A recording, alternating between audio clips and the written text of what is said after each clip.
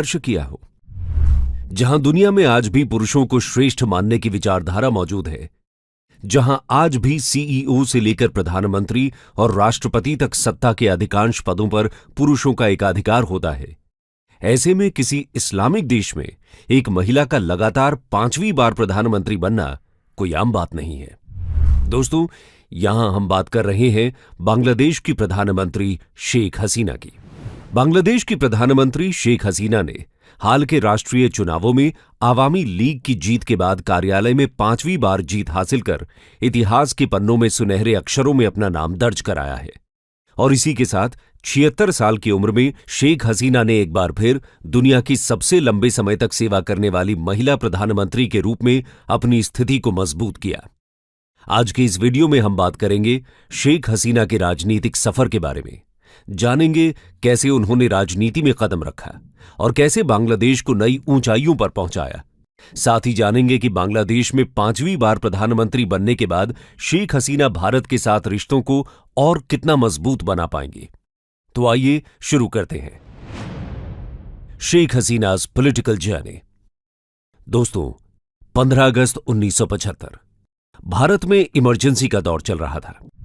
पूर्व प्रधानमंत्री इंदिरा गांधी ने 25 जून 1975 को इमरजेंसी लगाकर नए भारत का उद्घोष कर दिया था।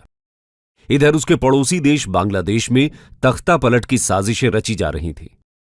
अभी भोर नहीं हुई थी। ढाका में धानमंडी की 32 नंबर सड़क के 677 नंबर घर में हर कोई गहरी नींद में था। सुबह अचानक गोलियों की आवाज सुनाई दी। ये पता बांग्लादेश के तत्कालीन राष्ट्रपति शेख मुजीबुर रहमान का था। गोलियों की आवाज सुन शेख मुजीबुर रहमान ने खुद को परिवार समेत एक कमरे में बंद कर लिया। लेकिन काल चक्र ने पहले ही सब कुछ सोच रखा था। कुछ ही समय में बंगबंधु कहे जाने वाले मुजीबुर रहमान के परिवार समेत सबका नामो निशान मिटा दिया गया। ये वही व्यक्ति थे जिन्होंने बांग्लादेश की आजादी के लिए अपने जीवन का अधिकांश समय जेल में बिता दिया था। ये कहानी यहीं खत्म हो सकती थी, लेकिन किस्मत को कुछ और ही मंजूर था। इस हमले में अब भी मुजीबुर रहमान के परिवार के 2 सदस्य सुरक्षित थे। शेख मुजीबुर रहमान की हत्या करने वाले इन दोनों तक नहीं पहुंच पाए, क्योंकि दोनों ही सदस्य बांग्लादेश की सीमाओं से बाहर थे। बांग्लादेश से 7,287 किलोमीटर दूर जर्मनी में फोन की रिंग बजी। खबर मिली कि बांग्लादेश में शेख मुजीबुर रहमान की परिवार समेत हत्या कर दी गई है। फोन की दूसरी तरफ कोई और नहीं बल्कि शेख मुजीबुर रहमान की सबसे बड़ी बेटी शेख हसीना थी। पिता की मौत की खबर सुन शेख हसीना पूरी तरह से टूट गई। जब उन्हें पता चला कि उनके परिवार के एक एक व्यक्ति को चुन चुनकर मौत के घाट उतार दिया गया है, तो वो बदहवास हो गई। किसी ने नहीं सोचा था कि जिस देश के लिए शेख मुजीबुर रहमान ने पाकिस्तान के हुक्मरानों से विद्रोह किया, उसी देश में उनकी हत्या कर दी जाएगी। शेख हसीना भी इस बात का विश्वास नहीं कर पा रही थी। दरअसल शेख हसीना और उनकी छोटी बहन शेख रेहाना दोनों ही बांग्लादेश से बाहर जर्मनी में थी। इसी कारण ये दोनों अब तक जिंदा रहीं। शेख हसीना को बताया गया कि बांग्लादेश में सैन्य तख्तापलट हुआ है, उनकी जान को भी खतरा है। मतलब साफ था, शेख हसीना अपने पिता के अंतिम दर्शन के लिए भी बांग्लादेश नहीं लौट सकती थी। शेख हसीना ने जर्मनी में बांग्लादेश के राजदूत हुमायूं राशिद चौधरी से संपर्क किया। हुमायूं की भारत के कई राजनयिकों के बीच अच्छी पैठ थी, इसलिए एक बार उन्होंने भारत के राजदूत वाई पुरी से शेख हसीना और उनकी बहन को राजनीतिक शरण देने की बात कही थी। इसकी भनक तत्कालीन प्रधानमंत्री इंदिरा गांधी को लगी और उन्होंने तुरंत शेख हसीना और उनकी बहन को एयर इंडिया के विमान से भारत बुला लिया। इसके अलावा शेख हसीना के पति डॉक्टर वाजिद को परमाणु ऊर्जा विभाग में फेलोशिप दी। भारत सरकार ने शेख हसीना को पंडारा रोड के पास एक फ्लैट भी दिया, जिसके बाद करीब 6 साल तक वो भारत में ही रहीं। इसी दौरान भारत में निर्वासन में बिताने वाली हसीना को आवामी लीग का नेता चुना गया, जो उनके पिता द्वारा स्थापित पार्टी थी। ऐसा पहली बार नहीं था कि उन्होंने अपने पिता के न होने पर पार्टी का कामकाज संभाला हो। इससे पहले भी वो 1960 के दशक के अंत में ढाका विश्वविद्यालय में पढ़ाई के दौरान राजनीति में सक्रिय हो गई थीं। पाकिस्तानी सरकार द्वारा जेल में कैद के दौरान उन्होंने अपने पिता के राजनीतिक संपर्क के रूप में कार्य किया था। हसीना 1981 में बांग्लादेश लौट आई और सैन्य शासित देश में लोकतंत्र के बारे में मुखर हो गई। 1981 से लेकर 1985 तक अलग अलग मामलों में उन्हें सेना ने कभी घर में नजरबंद कर दिया तो कभी गिरफ्तार किया जाता। बांग्लादेश के लिए भी यह कठिन समय था। साल 1986 में ढाका में इलेक्शंस तय किए गए। चुनाव के कुछ समय पहले ही शेख हसीना को रिहा किया गया था। हालांकि चुनाव में बीएनपी यानी बांग्लादेश नेशनलिस्ट पार्टी की जीत हुई और शेख हसीना को अपनी हार के साथ विपक्ष में बैठना पड़ा। बता दें कि बीएनपी बांग्लादेश की दूसरी नेशनल पार्टी है, जिसकी स्थापना 1978 में हुई थी, जब देश में सैन्य शासन था। जियाउर रहमान एक सैन्य अधिकारी थे और खालिदा जिया के पति थे। उन्होंने इस पार्टी को बनाया था। ये मानकर चलिए कि बांग्लादेश नेशनलिस्ट पार्टी का जो स्ट्रक्चर है वो आर्मी का है और उन्होंने जो राष्ट्रवाद का नारा दिया वो इस्लाम आधारित राष्ट्रवाद था, जो कि 1971 में स्थापित हुए बांग्लादेश की विचारधारा के विपरीत था। क्योंकि बांग्लादेश की आजादी इस्लाम आधारित राष्ट्रवाद की बजाय सांस्कृतिक और भाषाई राष्ट्रवाद के आधार पर हुई है। लेकिन शेख मुजीबुर रहमान की हत्या के बाद बांग्लादेश ने पाकिस्तान की ढाल पर इस्लामिक राष्ट्रवाद को आगे बढ़ाने का प्रयास किया और बांग्लादेश नेशनलिस्ट पार्टी ने उसमें अग्रणी भूमिका निभाई।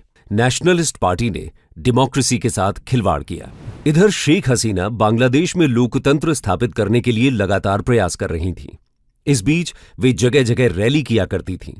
इसी दौरान 1988 में तो उनकी कार में ही बॉम्ब प्लांट कर दिया गया था। शेख हसीना चिटगांव में चुनावी रैली के लिए गई थीं। जिस समय उन्हें ये जानकारी मिली वो कार में ही सवार थीं। हालांकि इस हमले से शेख हसीना को तो बचा लिया गया, लेकिन इस हमले में करीब 80 लोगों की जान गई। साल 1991 के आम चुनावों में शेख हसीना के नेतृत्व वाली आवामी लीग बहुमत हासिल करने में विफल रही। उनके प्रतिद्वंद्वी बीएनपी की खालिदा जिया प्रधानमंत्री बनी। 5 साल बाद 1996 के आम चुनावों में शेख हसीना ने पहली बार जीत हासिल की और प्रधानमंत्री चुनी गईं। उनका यह कार्यकाल बांग्लादेश और भारत के लिए बेहतर संबंधों की शुरुआत था। साल 2001 के आम चुनावों में शेख हसीना को सत्ता से बाहर होना पड़ा। बांग्लादेश नेशनलिस्ट पार्टी यानी बीएनपी को 2/3 बहुमत मिला, लेकिन 2008 में वो प्रचंड बहुमत के साथ एक बार फिर बांग्लादेश की सत्ता में लौट आई।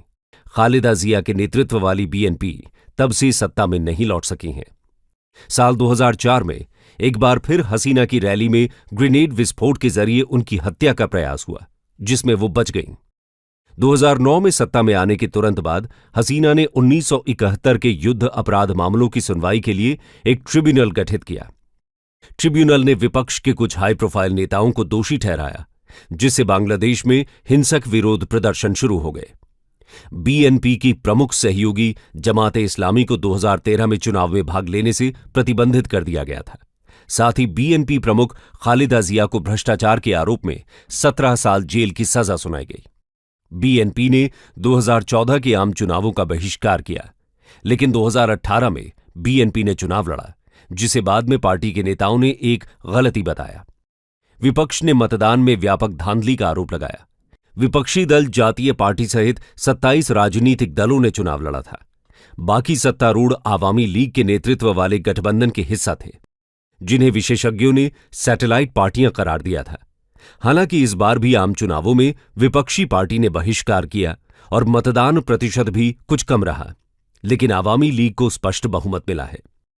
हालांकि इस बार बीएनपी के बहिष्कार ने चुनावों की विश्वसनीयता पर सवाल उठाए, जिसमें कम मतदान दर्ज किया गया।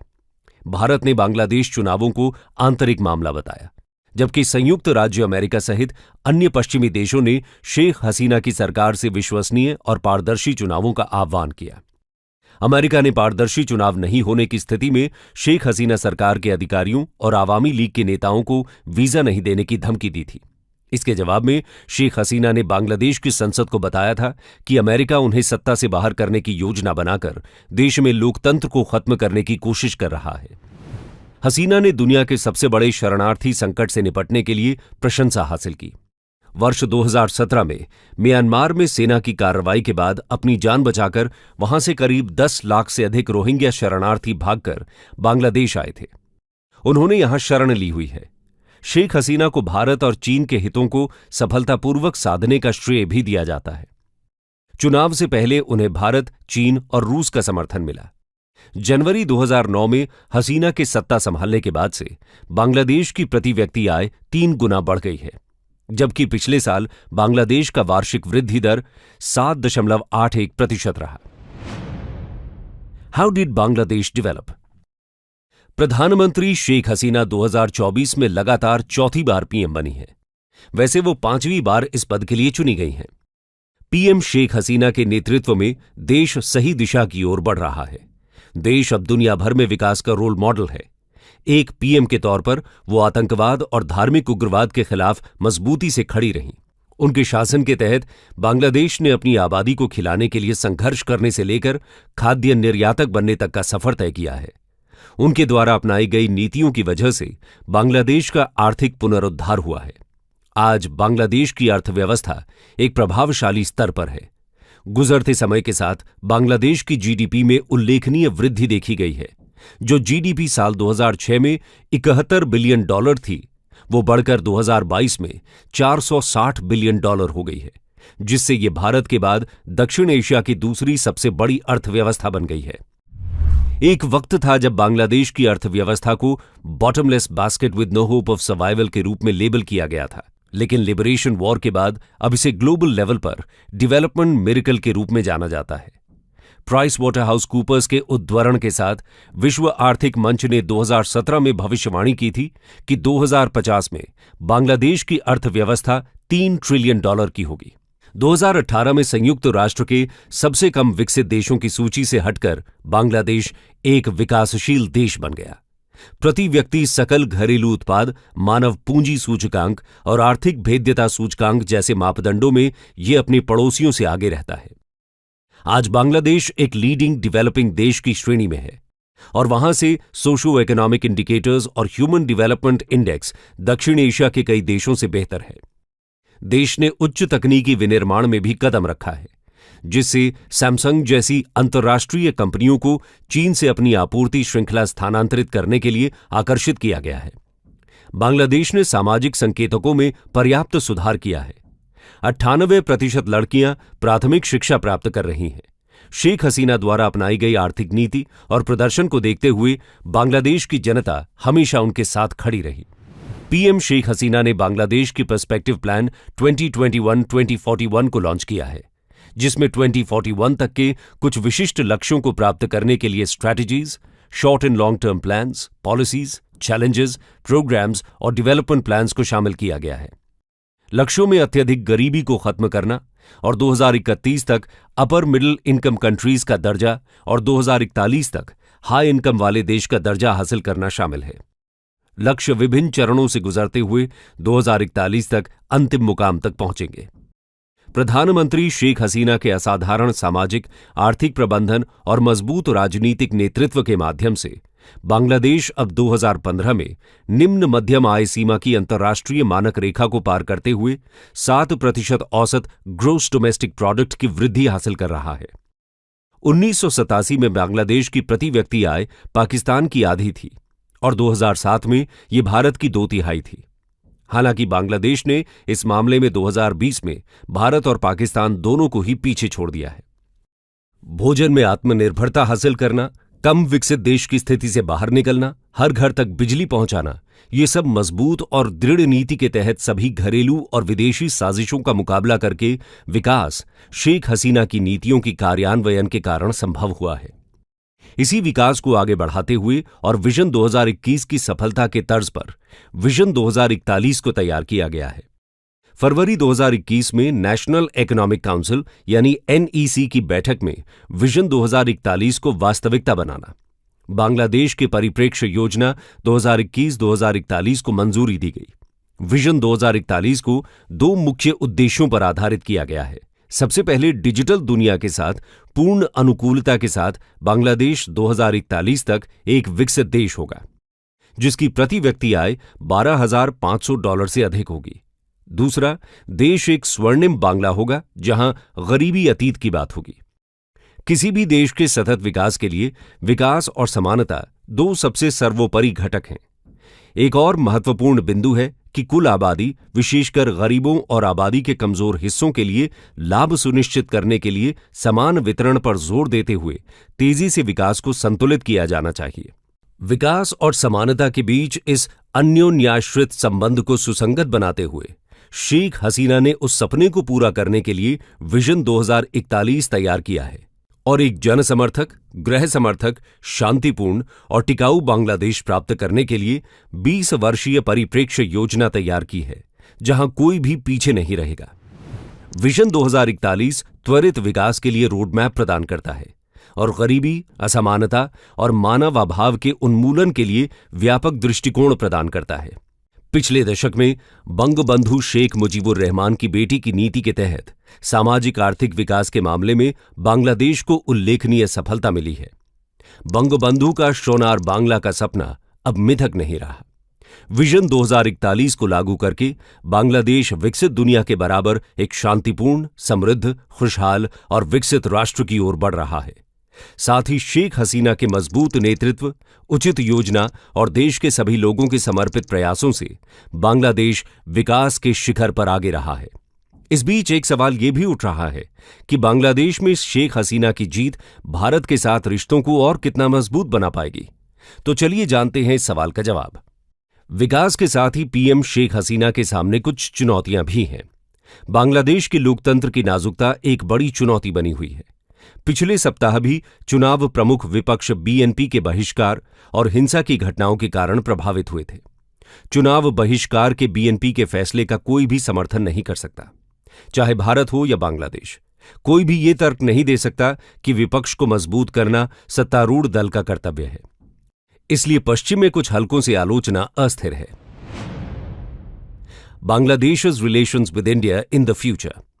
दोस्तों, बांग्लादेश और भारत का रिश्ता कोई आज या कल का नहीं बना है। ये बहुत पुराना रिश्ता है और इस रिश्ते में साल 1971 के बाद से और मजबूती आई है। बांग्लादेश ने अपनी आजादी में भारत की भूमिका को हमेशा स्वीकार किया है। दोनों देश एक साझा इतिहास और विरासत, भाषाई और सांस्कृतिक संबंध साझा करते हैं। वे एक अद्वितीय भौगोलिक विशेषता साझा करते हैं। बांग्लादेश न केवल चारों तरफ से भारत से घिरा हुआ है, बल्कि उनके बीच 54 नदियां हैं जो हिमालय से बंगाल की खाड़ी तक बहती हैं। इतनी सारी समानताओं के साथ लोगों से लोगों के बीच संबंध और विकास सहयोग को प्राथमिकता दी गई है। बदलते समय के साथ ही बांग्लादेश भारत के लिए एक बड़ा बाजार बनकर उभरा है। साल 2022-23 में बांग्लादेश भारत का 5वां सबसे बड़ा निर्यात बाजार बन गया। अमेरिका, संयुक्त अरब अमीरात, नेदरलैंड्स और चीन के बाद भारत का सबसे ज्यादा निर्यात बांग्लादेश को हो रहा है। भारत के 12.2 अरब डॉलर के निर्यात में बांग्लादेश के निर्यात बाजार की हिस्सेदारी बढ़कर 2.7% पर पहुंच गई। हसीना सरकार भारत के पूर्वोत्तर और अपने देश के बीच जमीनी और समुद्री मार्ग की कनेक्टिविटी को बढ़ावा दे रही है। बांग्लादेश दक्षिण एशिया और पूर्वी एशियाई देशों से भारत के आर्थिक जुड़ाव में अहम भूमिका निभा सकता है। भारत के लिए बांग्लादेश उसका कोई सामान्य पड़ोसी नहीं, बल्कि उसके लिए वो रणनीतिक तौर पर उसका अहम साझेदार और करीबी मित्र है। उत्तर पूर्व के राज्यों की सुरक्षा के मद्देनजर भारत के बांग्लादेश के साथ रिश्ते बेहद अहम हैं। ऐसे में भारतीय नीति निर्धारकों का भी मानना है कि भारत को बांग्लादेश के साथ बेहतर संबंध बनाए रखने चाहिए। भारत चाहता है कि उसे बांग्लादेश से होते हुए पूर्वोत्तर के अपने सभी 7 राज्यों तक आबाद पहुंच मिल सके। फिलहाल पूर्वोत्तर के अपने राज्यों के साथ भारत सड़क और रेल मार्ग के जरिए जुड़ा है। ये 20 किलोमीटर चौड़ा एक कॉरिडोर है जो नेपाल, बांग्लादेश और भूटान के पास से होकर गुजरता है और इसे चिकन्स नेक कहते हैं। इसके साथ ही भारत ये भी चाहता है कि बांग्लादेश बंगाल की खाड़ी से होकर दक्षिण और दक्षिण पूर्वी एशियाई देशों के साथ इसके आर्थिक जुड़ाव का आधार बने। ये भारत की एक्ट ईस्ट पॉलिसी का अहम आधार है। ढाका में बिम्स्टेक का सचिवालय है जो म्यांमार और थाईलैंड जैसे पूर्वी देशों को जोड़ता है। हाल के दिनों में भारत के दोस्त जापान ने भी बांग्लादेश में काफी निवेश किया है। इसमें भारत की भी भूमिका मानी जा रही है। वहीं बांग्लादेश के साथ संबंधों को बढ़ावा देने के लिए पीएम मोदी और शेख हसीना ने हाल ही में 3 परियोजनाओं Akhaura Agartala cross border rail link, Khulna Mongla port rail line और बांग्लादेश के रामपाल में Maitree super critical thermal power plant की यूनिट 2 का उद्घाटन किया। इन परियोजनाओं का उद्देश्य क्षेत्र में कनेक्टिविटी और ऊर्जा सुरक्षा को मजबूत करना है। बांग्लादेश सरकार ने पश्चिम बंगाल से चट्टोग्राम और मोंगला बंदरगाहों के माध्यम से पूर्वोत्तर राज्यों तक कार्गो के पारगमन और ट्रांसशिपमेंट को भी अनुमति दी है। भारत बांग्लादेश को महत्व देता है और इसका प्रमाण तब प्रदर्शित हुआ जब पीएम हसीना भारत की अध्यक्षता में G20 नेताओं के शिखर सम्मेलन में आमंत्रित एकमात्र दक्षिण एशियाई नेता थीं। दोस्तों, भारत और बांग्लादेश को जीवित रहने और फलने फूलने के लिए एक दूसरे की जरूरत है। कट्टरपंथ एक आम दुश्मन है और केवल संयुक्त लड़ाई से ही मदद मिलेगी। भू राजनीति के सबक देशों द्वारा पारस्परिक रूप से लाभकारी संबंध बनाने की ओर इशारा करते हैं। इसके लिए कोई दिशा निर्देश नहीं है। शेख हसीना ने बहुत ही बैलेंस्ड और स्वतंत्र विदेश नीति अपनाई। भारत के साथ भी अपनी घनिष्ठ साझेदारी रखी। भारत ने वहां रामपाल थर्मल पावर प्रोजेक्ट का निर्माण किया। खुलना से मोंगला के बीच रेल कनेक्टिविटी स्थापित की। इनको देखते हुए बांग्लादेश की जनता ने हमेशा से शेख हसीना पर एक कॉन्फिडेंस दिखाया है। कंक्लूजन।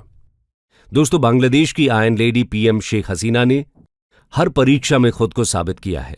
फिलहाल हसीना की जोरदार जीत ने अगले 5 साल के कार्यकाल के लिए रास्ता साफ कर दिया है। लेकिन कई लोगों का कहना है कि यह सफर आसान होने की संभावना नहीं है। कानूनी निरंतरता रही है, लेकिन विभाजित और ध्रुवीकृत राजनीति बनी हुई है। इसके अलावा इस बार हसीना राजनीतिक रूप से मजबूत हैं, लेकिन उन्हें विरासत में एक कमजोर अर्थव्यवस्था, एक नाजुक अर्थव्यवस्था मिली है। 13 सालों तक बांग्लादेश ने जबरदस्त विकास किया। पूरे बांग्लादेश में विशाल बुनियादी ढांचा तैयार हो रहा है।